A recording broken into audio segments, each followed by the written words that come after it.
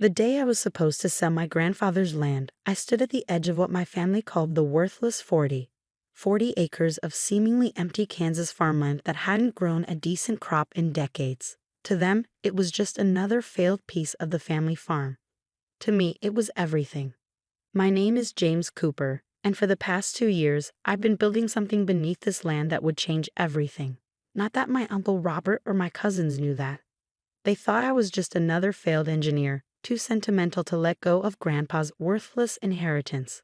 Look who finally showed up. Uncle Robert's voice boomed across the field.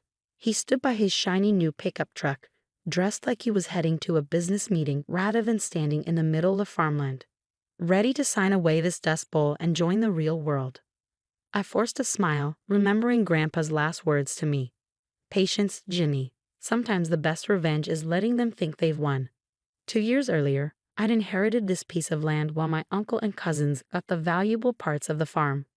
The working fields, the equipment, the buildings. They'd laughed when I asked for this particular 40 acres, seeing it as proof that I was just as impractical as Grandpa had been. What they didn't know was that Grandpa and I had planned this years ago, back when I was still studying geological engineering at MIT. He'd seen something in this land that others had missed, something that would make it perfect for what I had in mind. The lawyers are waiting in town, Uncle Robert continued, checking his Rolex. $5 million, Jimmy, more than this Westland is worth, and you know it. Behind him, my cousins Brad and Tyler smirked. They'd spent the last 2 years trying to pressure me into selling, watching with amusement as I wasted time out here with my surveying equipment and mysterious deliveries. Just need to check one last thing, I said, walking toward what looked like an old storm cellar, the only visible structure on the property. Meet you at the lawyer's office in an hour. Don't try to back out now, Brad warned. We've got buyers ready to move. Major distribution company. They think maybe they can use it for warehouse space. I bit back a laugh. If they only knew what was already under their feet. As their truck pulled away, kicking up dust, I entered the storm cellar and pressed my palm against a hidden scanner.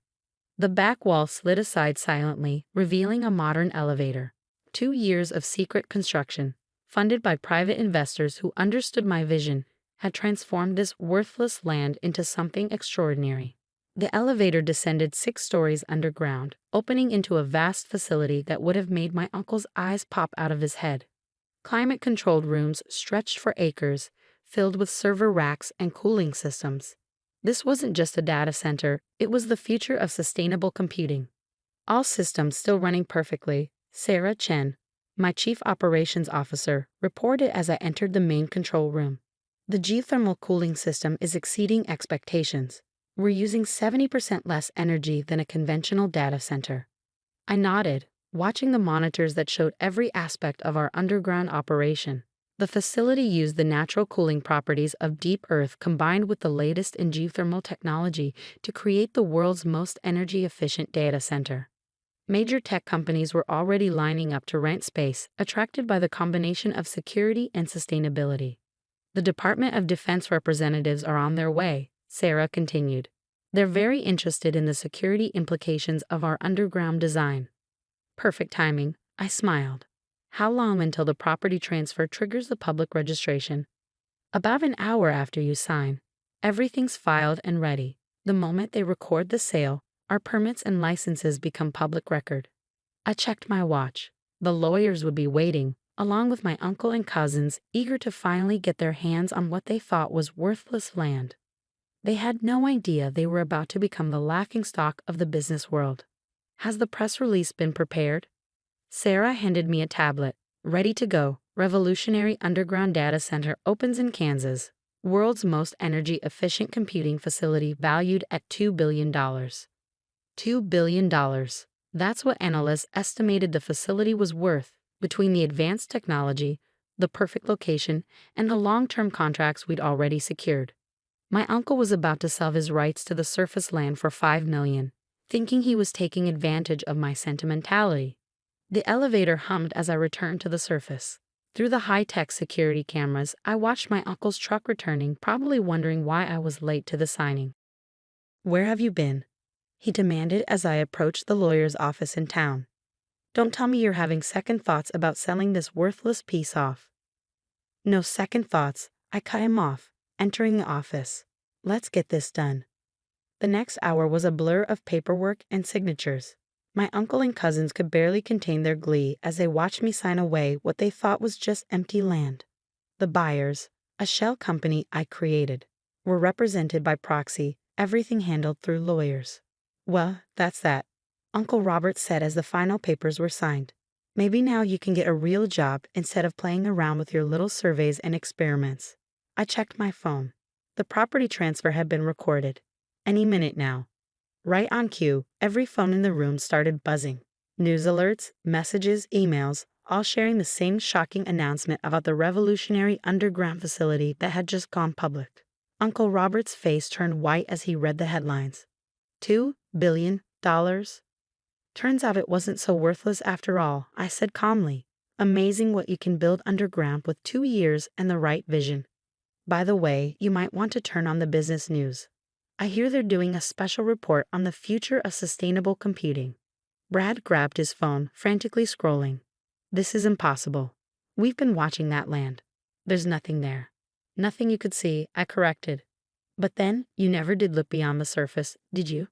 Too busy laughing at Grandpa's worthless inheritance to notice the geological surveys, the construction equipment, the power lines being laid.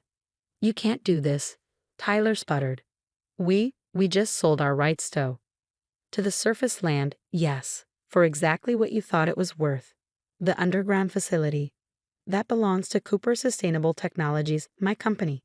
Built with private investment and fully permitted 2 years ago. Check the records. They're all public now. Uncle Robert slumped in his chair, realization dawning. Your grandfather, he knew about this possibility, didn't he? That's why he left you this particular piece of land. I smiled, remembering long conversations with Grandpa about geology, sustainable energy, and the future of technology. He knew the land's real value wasn't in what you could grow on top of it, but then he always said some people can only see what's right in front of them. Walking out of the lawyer's office, I felt a weight lift from my shoulders. 2 years of secrecy, of enduring their mockery while building something revolutionary, had finally paid off. But this was just the beginning. The facility wasn't just about proving my family wrong. It was about changing how the world thought about sustainable technology. And now finally, I could show everyone what we built. Sarah was waiting in the car outside, ready for the press conference. I looked back at the office where my uncle and cousins were still staring at their phones in shock. Ready. It's time to show the world what you can build on worthless land. The press conference was held right on the property, with hundreds of reporters gathered around what appeared to be nothing more than an old storm cellar in an empty field. News helicopters circled overhead, trying to spot any sign of the revolutionary facility that had suddenly appeared in their business alerts. Ladies and gentlemen, I began, standing at a podium with Sarah beside me. Welcome to the future of sustainable computing. As if on cue, the ground began to vibrate slightly.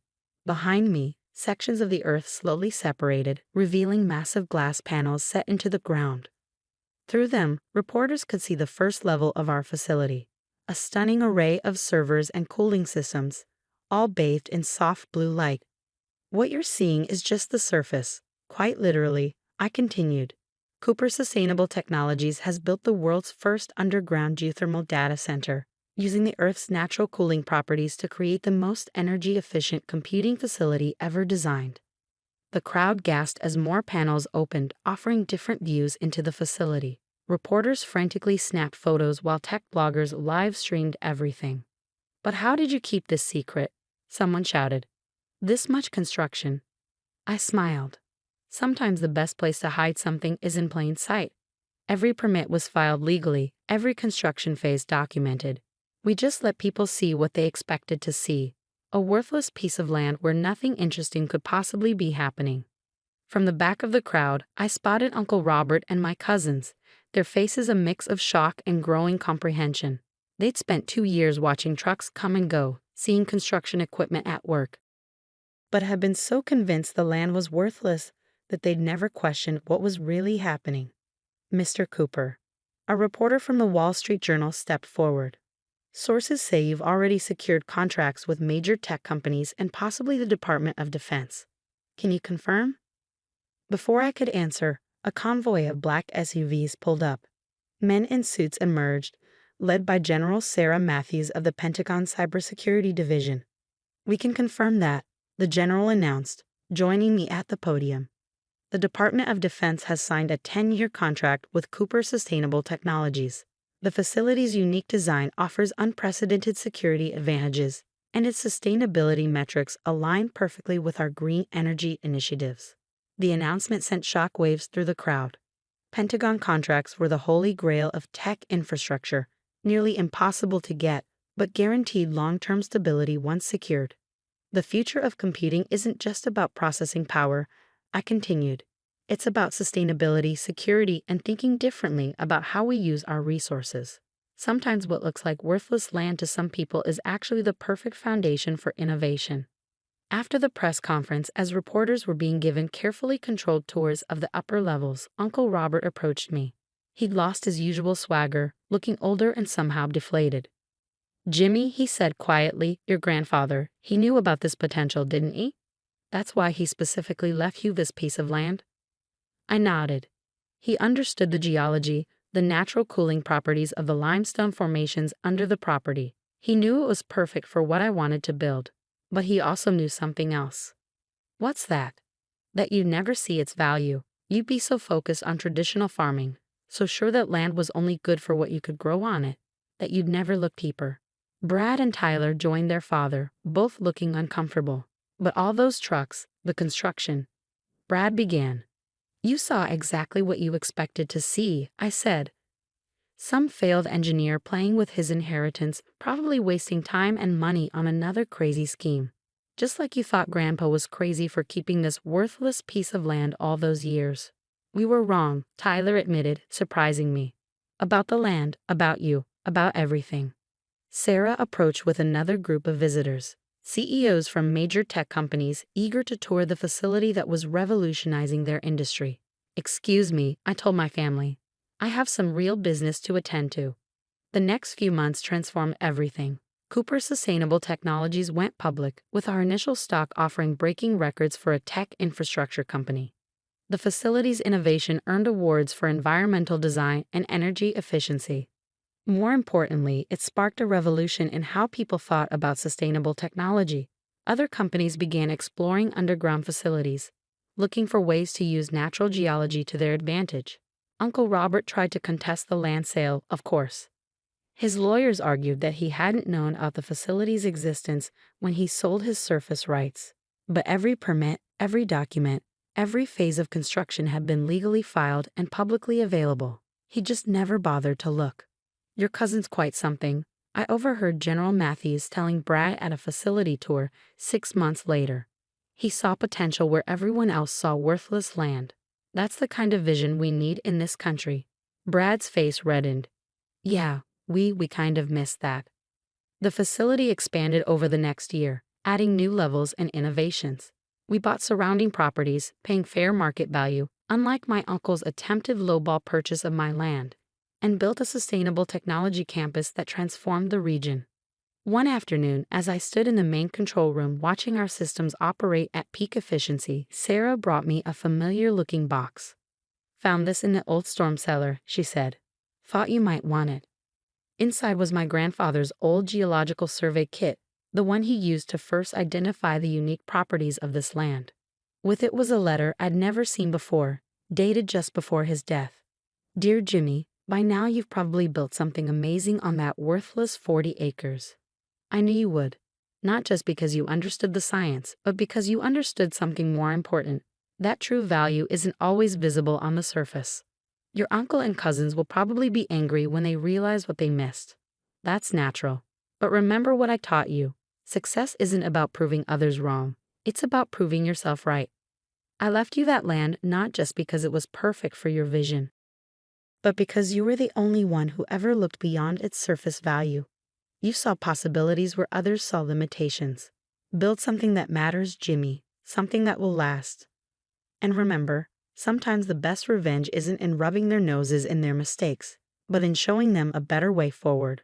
Love, Grandpa." I looked up from the letter to see Uncle Robert standing in the doorway of the control room. He aged in the past year, the family's embarrassment over missing such an obvious opportunity weighing heavily on him. Your grandfather was a smart man, he said softly. I just never understood his kind of smart. Would you like a tour? I offered.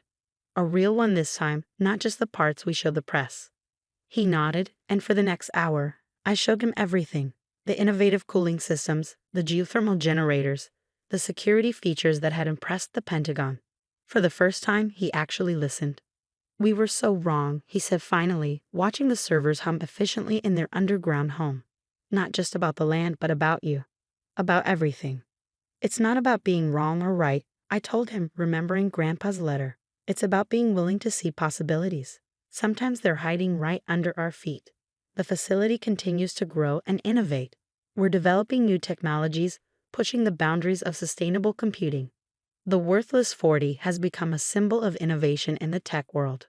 Brad and Tyler eventually came to work for the company, starting in entry-level positions and working their way up. They learned to see beyond the surface, to understand that true value isn't always in what's immediately visible. Uncle Robert retired from farming, but he often visits the facility, proudly telling visitors about his innovative nephew who saw possibility in worthless land. He's finally understood what Grandpa knew all along, that sometimes the best investments are in people who see things differently. Last week, a young engineer asked me for advice after a facility tour. Everyone says my ideas about sustainable technology are impractical, she said. They tell me to stick to conventional methods. I showed her Grandpa's old geological survey kit, still kept in my office as a reminder of where everything started. Let them think that, I told her. Sometimes the best innovations come from ideas others dismiss as worthless. Just remember to get all your permits filed properly and maybe keep a few secrets until you're ready to show the world what you've built.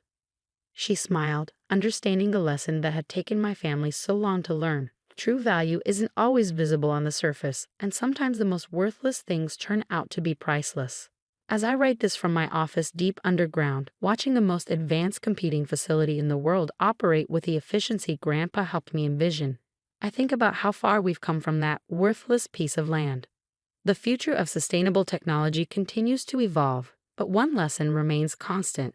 Never underestimate the value of looking deeper, of seeing possibility where others see nothing worth keeping. After all, sometimes the greatest innovations are built on the very things others dismiss as worthless. You just have to be willing to dig a little deeper to find them.